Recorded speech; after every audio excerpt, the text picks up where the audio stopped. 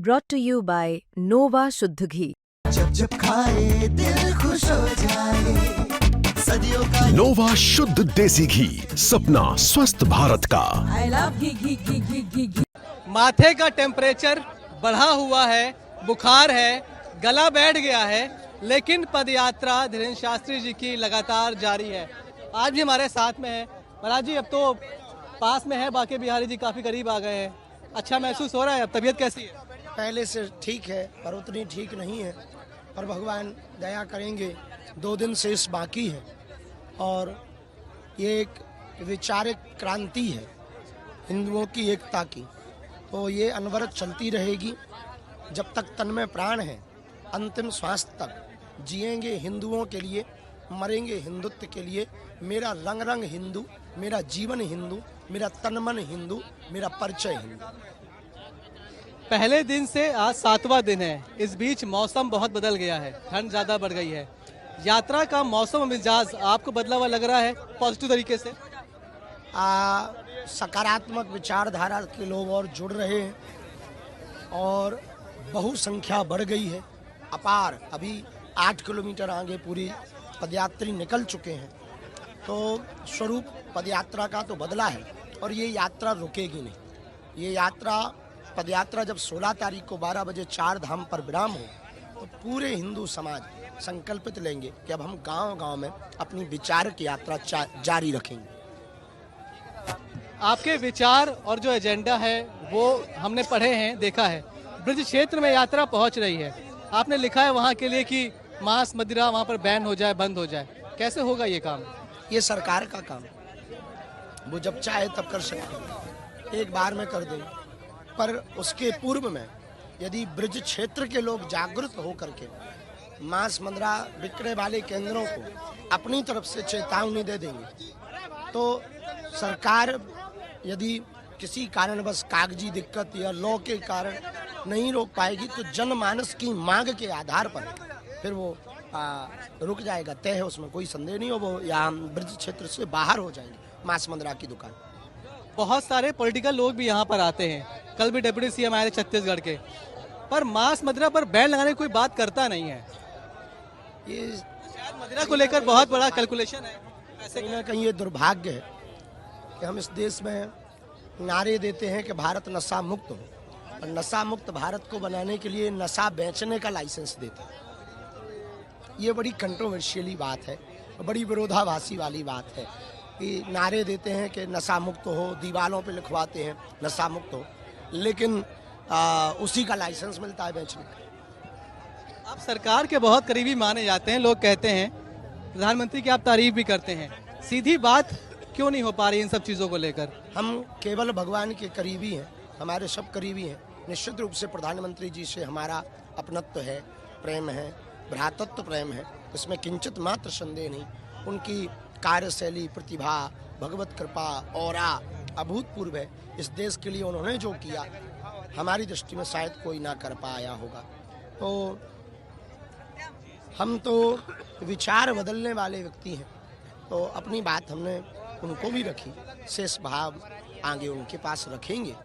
और लेकिन जनमानस स्वयं यदि जागृत होगा, तो हमें अपनी बात सरकार को नहीं रखनी पड़ेगी, अपने आप सरकार के पास जनमानस के बाया थ्रू पहुँचे। अभी देखा मैंने आपके पास किसी का शादी का कार्ड रखा हुआ था, अभी कोई आपको एक सनग्लास, एक चश्मा देकर चला गया।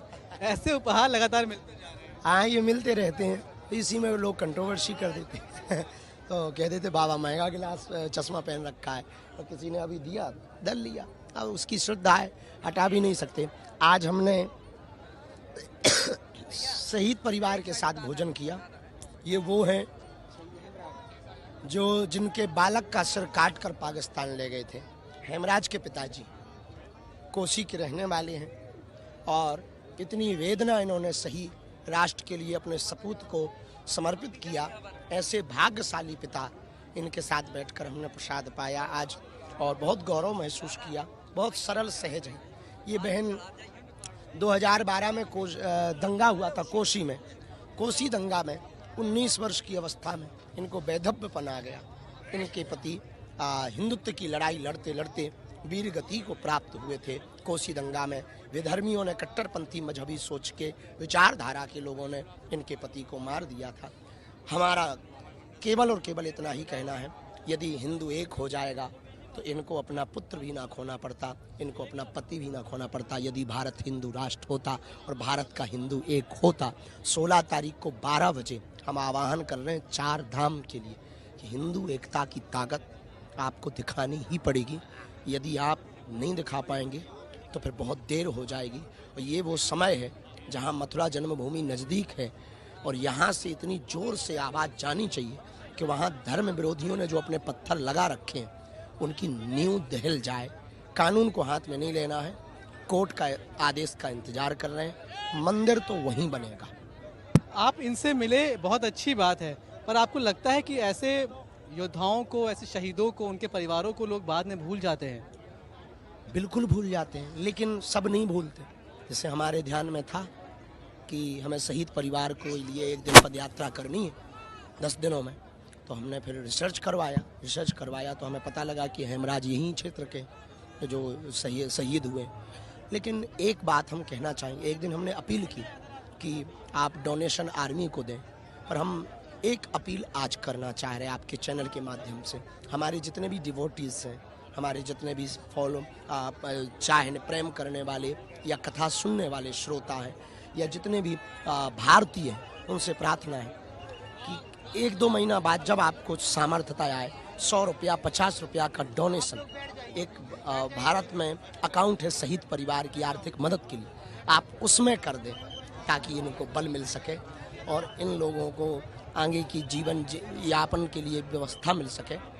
कहीं ना कहीं प्रशासनिक तौर पर, राजनीतिक तौर पर इनको सिर्फ मंचों पर दिखाने के लिए भर बुलाया जाता, वास्तविकता उससे बहुत परे होती है, दूसरी होती है। हम लोग ज़मीन के जुड़े आदमी हैं तो हमें पता है, हम ज़मीन से जुड़े आदमी हैं तो हमें पता है। मंचों पर तालियां बजवाने के लिए, सिंपैथी लेने के लिए कि हम बहुत भावनात्मक हैं, इन लोगों को बुलाया जाता, उस दिन माला डाली जाती, उस जैसे ही वो मंच से उतरते कोई गाड़ी से इन लोगों को छोड़ने तक नहीं जाता। जिनको समाज भूल जाता है उनका आज हाथ थाम कर बागेश्वर बाबा इस तरह से बैठे हुए हैं। कैसा लग रहा है आपको, आप मिल पाए इनसे? बहुत बढ़िया लग रहे हैं बाबा। आज मुझे शरण में बाबा की में आए भैया, मैं आज बहुत दिन में मिले, हमें दुनिया भूल जाए, बाबा ने ना भूले, हम बाबा के पास आए हैं। हम खुशी हो रही है आज आपको? खुशी हो रही है, हमें बहुत ज़्यादा खुशी हो रही है। जिन भाई ने मिलाए हैं बाबा की, बहुत खुशी हो रही है मुझे। तो इस यात्रा से सिर्फ एक मैसेज नहीं, बहुत सारे ऐसे लोगों को जोड़ने का काम किया जा रहा है जो शायद समाज के लिए बहुत ज़रूरी थे लेकिन बहुत पीछे छूट गए थे। यात्रा अपने आज 7वें दिन पर पहुंच गई है, उसकी भव्यता और दिव्यता लगातार बढ़ती जा रही है।